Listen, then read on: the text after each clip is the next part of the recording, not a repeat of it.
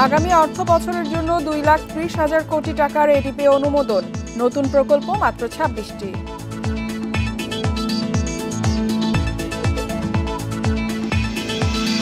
স্থলপথে ভারত বাংলাদেশি পণ্য আমদানি নিষিদ্ধ করায় বিপাকে ব্যবসায়ীরা। দ্বিপাক্ষিক আলোচনায় সমাধানের আশ্বাস বাণিজ্য উপদেষ্টার।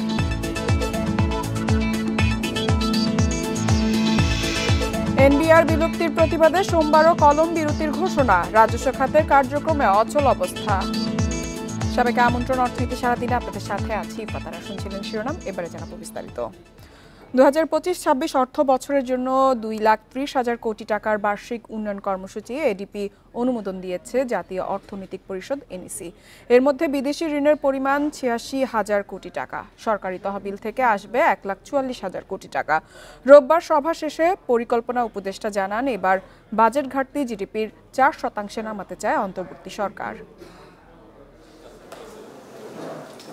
অন্তর্বর্তী সরকার প্রধান অধ্যাপক মোহাম্মদ ইউনূসের সভাপতিত্বে এনইসি সম্মেলন কক্ষে অনুষ্ঠিত সভায় চূড়ান্ত করা হয়েছে বার্ষিক উন্নয়ন কর্মসূচি।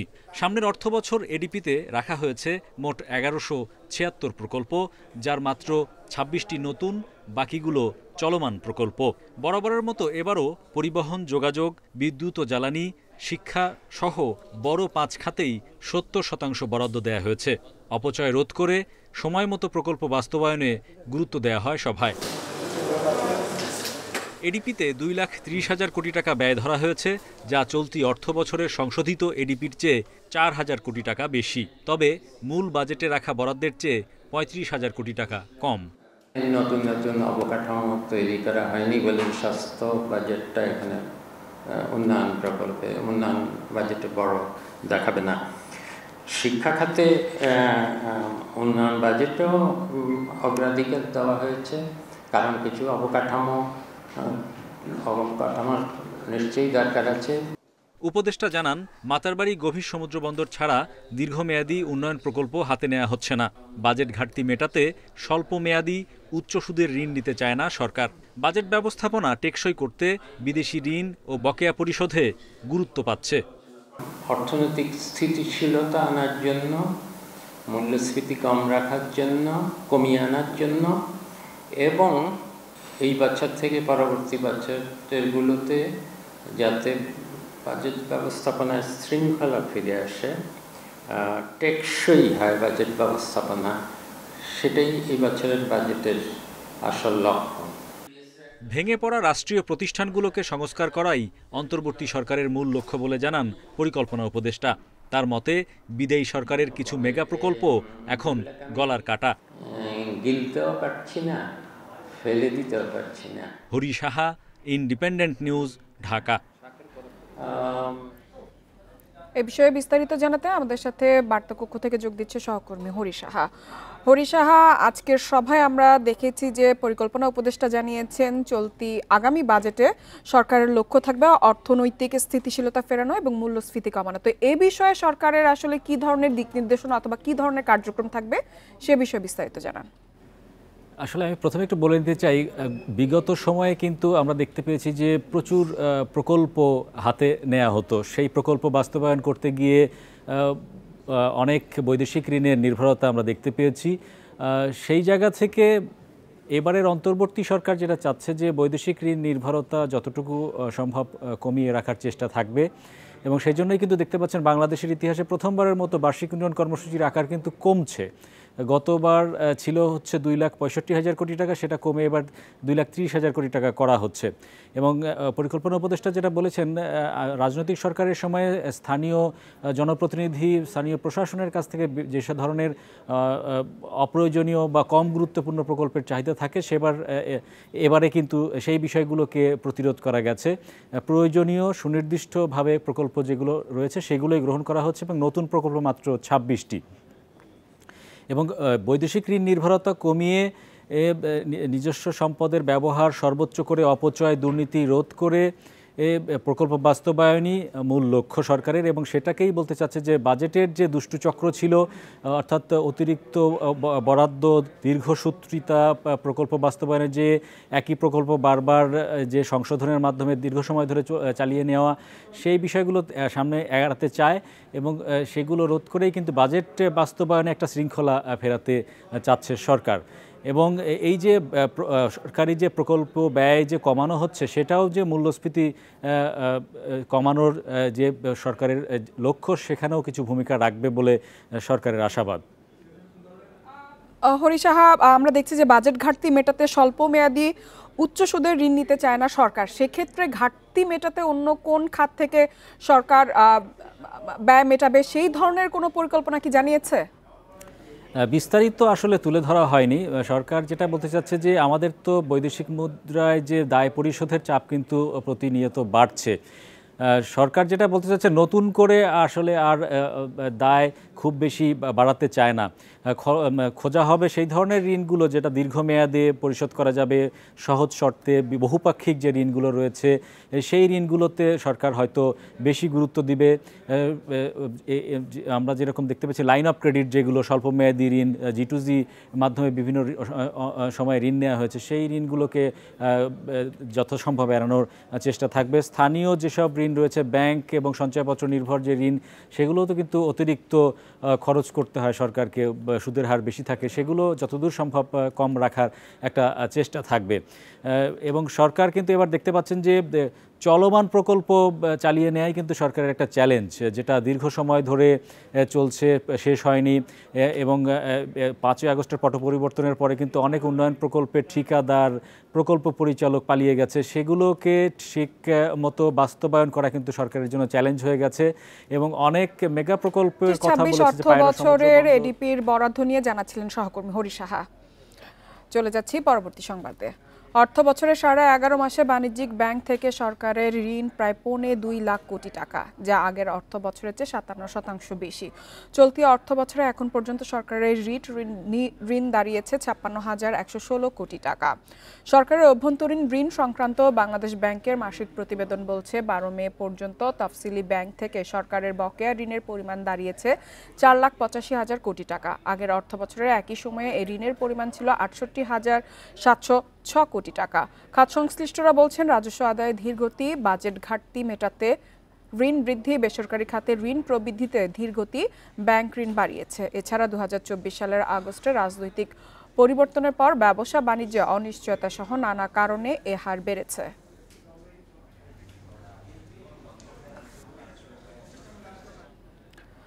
ভারত কোনো পূর্ব ঘোষণা না দিয়ে শনিবার বাংলাদেশ থেকে স্থল পথে তৈরি পোশাক আমদানি বন্ধ করায় বিপাকে ব্যবসায়ী, পরিবহন ও বন্দর সংশ্লিষ্টরা। নিষেধাজ্ঞার কারণে বেনাপোল স্থলবন্দরে আটকা পড়েছে শতাধিক পণ্যবাহী ট্রাক। ব্যবসায়ীরা বলছেন, ভারতের এমন সিদ্ধান্তে সমুদ্র পথে পণ্য রপ্তানিতে সময় লাগবে 14 দিন বেশি, আর পরিবহন খরচ হবে দ্বিগুণ। শনিবার রাতে হঠাৎ করে বাংলাদেশ থেকে স্থলপথে তৈরি পোশাকসহ কিছু প্রক্রিয়াজাত পণ্য আমদানিতে নিষেধাজ্ঞা দেয় ভারত। নির্দেশনায় জানানো হয়, এসব পণ্য কলকাতা ও মুম্বাইয়ের জওহরলাল নেহেরু সমুদ্র বন্দর দিয়ে ভারতে প্রবেশ করতে পারবে। ভারতের এই নিষেধাজ্ঞার জেরে বেনাপোল স্থল বন্দরে আটকা পড়েছে রপ্তানি পণ্যবাহী শতাধিক ট্রাক। এতে বিপাকে পড়েছেন সংশ্লিষ্ট ব্যবসায়ীরা। ভারতের বাণিজ্য ও শিল্প মন্ত্রণালয় এক পত্রের মাধ্যমে তাদের এই বেশ কয়েকটি পণ্য আমদানিতে বন্দরে নিষেধাজ্ঞা জারি করেছে।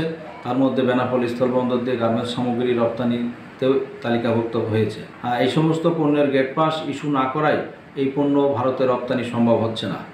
ব্যবসায়ীরা বলছেন, স্থলবন্দর দিয়ে রপ্তানি বন্ধ হওয়ায় সমুদ্রপথে পণ্য পরিবহনের সময় ও খরচ দুটোই বাড়বে। বিশেষ করে ছোট রপ্তানিকারকেরা এই নিষেধাজ্ঞার কারণে বেশি সমস্যায় পড়বেন বলছেন তারা। স্থলবন্দর দিয়ে রপ্তানি হলে দিনে দিনে গাড়ি অফিসে চলে যায়, আর সমুদ্র বন্দর তো যেতে হলে 15 থেকে 20 দিন সময় লাগবে। এক্ষেত্রে অনেক ড্যামেজ বেশি হবে, রপ্তানিকারকরা অনেক ক্ষতিগ্রস্ত হবে। গত মাসে ভারত থেকে স্থল পথে তুলা আমদানির উপর নিষেধাজ্ঞা দেয় সরকার। বাংলাদেশকে দেয়া ট্রান্সশিপমেন্ট সুবিধা স্থগিতের পর এমন সিদ্ধান্ত নেয় ঢাকা। এর 1 মাসের মাথায় স্থল পথে বাংলাদেশ থেকে তৈরি পোশাকসহ কিছু পণ্য আমদানিতে নিষেধাজ্ঞা দিল দিল্লি। Independent news. এনবিআর বিলুপ্তির অধ্যাদেশ বাতিলের দাবিতে আয়কর, কাস্টমস ও ভ্যাট বিভাগের সব দপ্তরে আগামীকাল পঞ্চম দিনের মতো কলম বিরতি ঘোষণা দিয়েছেন কর্মকর্তা-কর্মচারীরা। সোমবার বিকেল ৩টা পর্যন্ত এই কর্মসূচি পালন করা হবে বলে জানিয়েছে এনবিআর সংস্কার ঐক্য পরিষদ। এর আগে টানা ৪ দিন ধরে সকাল ৯টা থেকে কলম বিরতির কর্মসূচি পালন করছেন তারা। বিরতির ফলে কোনো ধরনের অফিস কার্যক্রমে অংশ নিচ্ছেন না কর্মকর্তারা। এতে বিপাকে পড়েছেন সেবাগ্রহীতারা। কর্মকর্তারা জানান, কর্মসূচির নির্ধারিত সময় শেষে আবারও শুরু হবে স্বাভাবিক কার্যক্রম। তারা বলেন, ঐক্য পরিষদের পক্ষ থেকে যে কোনো ধরনের কর্মসূচি পালন করতে প্রস্তুত তারা। তবে এমন বাস্তবতায় সরকারের সঙ্গে আলোচনা করে অচল অবস্থার নিরসন চেয়েছে এনবিআর সংস্কার ঐক্য পরিষদ।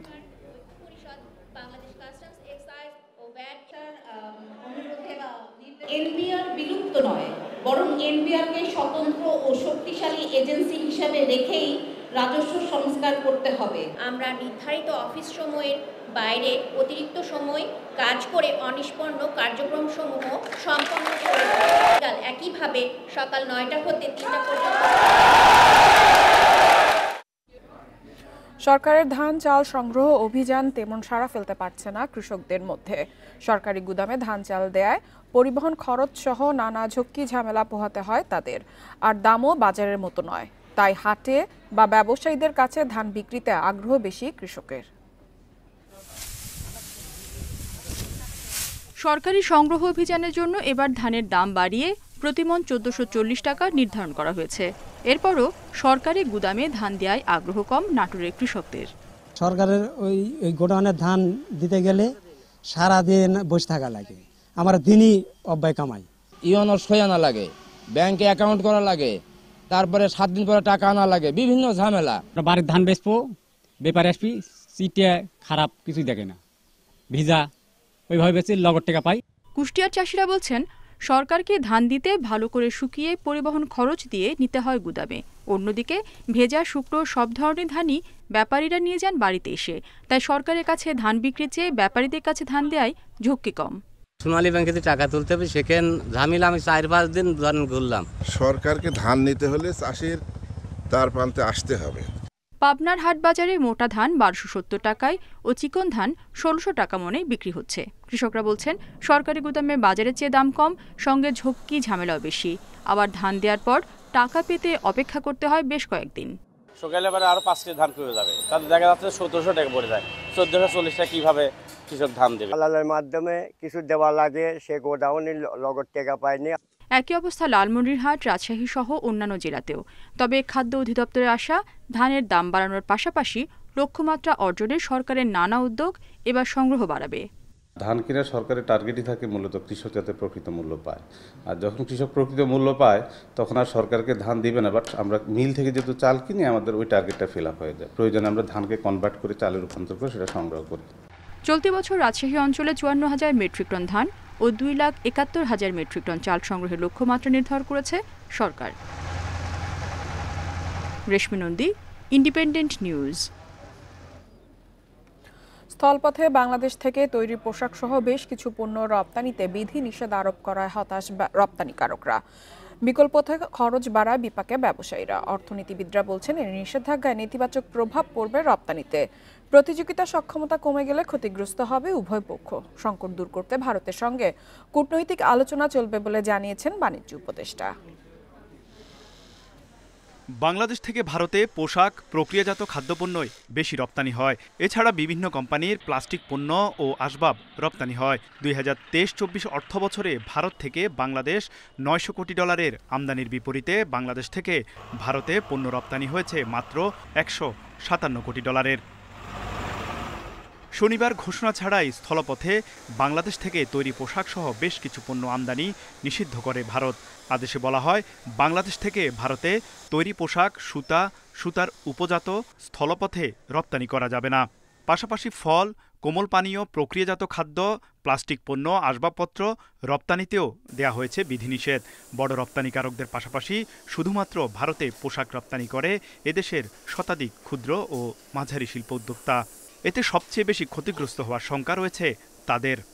সি পোর্ট দিয়ে অ্যাকচুয়ালি প্রোডাক্ট আমরা ইন্ডিয়ার বাজারে প্রেরণ করতে পারি না, বিকজ দ্যাট ইজ অনেক এক্সপেন্সিভ হয়। আমাদের যদি খরচের কথা বলা হয়, খরচ উড বি ধরেন 3 times higher than the road transport. সময়ের বিষয়টি অত্যন্ত গুরুত্বপূর্ণ। যখন আমরা বাই ট্রাক পাঠাই সেটা সময়ের বিবেচনায় অনেক বেশি সুবিধাজনক। দ্বিপাক্ষিক বাণিজ্যিক সম্পর্ক বাড়াতে বিশদ আলোচনার তাগিদ দিয়েছেন অর্থনীতিবিদরা। তারা ইচ্ছা করলে ফুল কনসাইনমেন্ট 1 কন্টেনার লোড করে চিটং দিয়ে পাঠাবে, সেটা তাদের সে সক্ষমতা নাই। এবং ভারতের 7 সিস্টার্স এবং পশ্চিমবঙ্গে যারা যেসব আমদানিকারক এগুলো আমদানি করে তারাও কিন্তু এসএমই, উভয় দেশের এসএমইগুলোই ক্ষতিগ্রস্ত হবে। এটা একটা বাণিজ্য ব্যবস্থাপনার একটা প্রক্রিয়া এবং এই বাণিজ্য ব্যবস্থাপনার প্রক্রিয়াতে আমরা কাজ করছি এবং আমরা আশা করি যে যদি কোনো এই বিষয়ে কোনো সমস্যা তৈরি হয় আমরা উভয় পক্ষ আলোচনার মাধ্যমে এটার একটা উপযুক্ত পরিণতিতে আনতে পারব।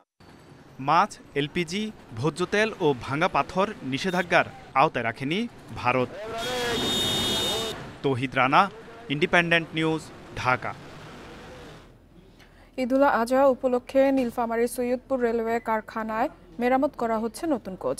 ঈদযাত্রা নির্বিঘ্ন করতে কারখানায় বেড়েছে শ্রমিকের ব্যস্ততা। এবার এখান থেকে 100টি কোচ মেরামত হচ্ছে। নির্ধারিত সময়ের আগেই সবগুলো কোচ বুঝিয়ে দেওয়ার লক্ষ্য রেলওয়ের। ঈদ সামনে রেখে অতিরিক্ত যাত্রী পরিবহনের লক্ষ্যে চলছে রেলের কোচ মেরামত রং করার কাজ। সৈয়দপুর রেলওয়ে কারখানায় বেড়েছে শ্রমিকদের ব্যস্ততা। সাধারণত প্রতি মাসে 30 থেকে 32টি কোচ এই কারখানায় মেরামত করা হয়। ঈদ উপলক্ষে এ সংখ্যা বেড়ে যায় কয়েক গুণ। নিয়মিত ট্রেনের পাশাপাশি বিশেষ ট্রেন চলাচলে বহরে যুক্ত করা হয় অতিরিক্ত কোচ। এবছর কোরবানি ঈদ সামনে রেখে 100টি কোচ মেরামতের লক্ষ্যে চলছে কর্মযজ্ঞ। গাড়ি আউটটার্ন দেই, তাতে মনে করেন যে আমরা খুব কষ্ট, যা বলা শারীরিক খুব পরিশ্রম। গভর্নমেন্টের প্রতি আমাদের আকুল আবেদন এটাই, যদি অবিলম্বে লোক নিয়োগ দেওয়া না হয় তো বর্তমান রেলের যে অবস্থা সামনে আর করুণ অবস্থা হবে।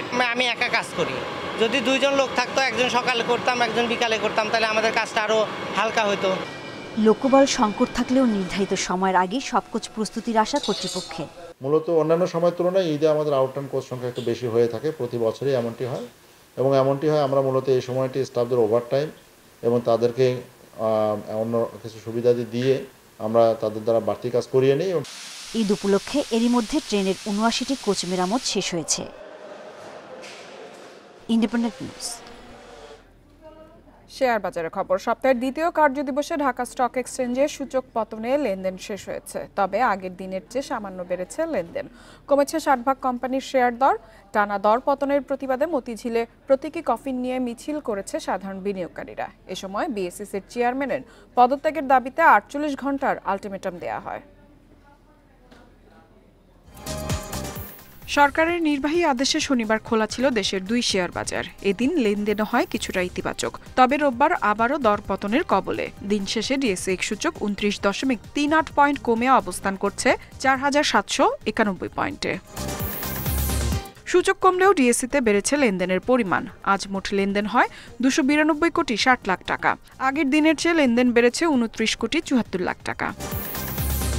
হাতবদলা অংশ নেয়া 400টি কোম্পানি ও মিউচুয়াল ফান্ডের মধ্যে দর বেড়েছে মাত্র 102টি প্রতিষ্ঠানের শেয়ারের। কমেছে 241টির, অপরিবর্তিত রয়েছে 57টি প্রতিষ্ঠানের শেয়ারের দর। শেয়ার বাজারে ধারাবাহিক দর পতনের প্রতিবাদে ক্ষতিগ্রস্ত বিনিয়োগকারীরা প্রতীকী কফিন মিছিলে অংশ নেন। ক্যাপিটাল মার্কেট ইনভেস্টর অ্যাসোসিয়েশনের ব্যানারে এই কর্মসূচি পালন করা হয়। বাংলাদেশের পুঁজিবাজার আজ বন্দী হয়েছে এক নব্য স্বৈরাচারের আয়নাঘরে। আমাদের দাবি, প্রথম দাবি হলো মাকসুদ সাহেবের পদত্যাগ। অন্যদিকে চট্টগ্রাম স্টক এক্সচেঞ্জে সার্বিক সূচক 78.04 পয়েন্ট কমে অবস্থান করছে 13,403 পয়েন্টে। লেনদেন 10 কোটি 1 লাখ টাকার শেয়ার। ইফাতারা, independent news. এবার জানাবো বিশ্বের প্রধান মুদ্রার সাথে টাকার আজকের বিনিময় হার। দর অপরিবর্তিত রয়েছে যুক্তরাষ্ট্রের ডলারের, বিনিময় হয়েছে 122 টাকায়। যুক্তরাজ্যের পাউন্ডের দর কমেছে, বিনিময় হয়েছে 166 টাকা 83 পয়সায়। ইউরোর দর কমেছে, বিনিময় হয়েছে 140 টাকা 28 পয়সায়। ভারতীয় রুপির দর অপরিবর্তিত রয়েছে, বিনিময় হয়েছে 1 টাকা 44 পয়সায়।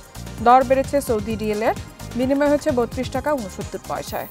অপরিবর্তিত আছে আরব আমিরাতের দিরহামের দর, মুদ্রাটির বিনিময় হয়েছে 33 টাকা 38 পয়সায়। কুয়েতি দিনারের দর অপরিবর্তিত রয়েছে, বিনিময় হয়েছে 399 টাকা 25 পয়সায়। এছাড়া কমেছে মালয়েশিয়ান রিঙ্গিতের দর, বিনিময় হয়েছে 28 টাকা 56 পয়সায়।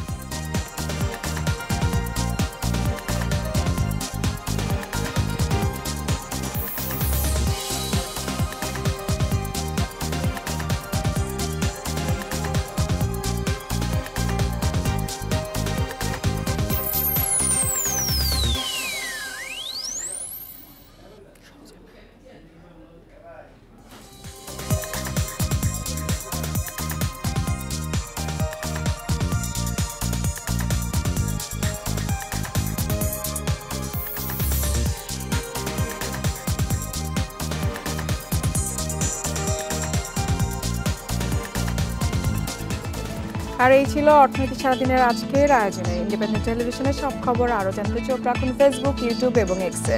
আমন্ত্রণ আমাদের পরবর্তী সংবাদে।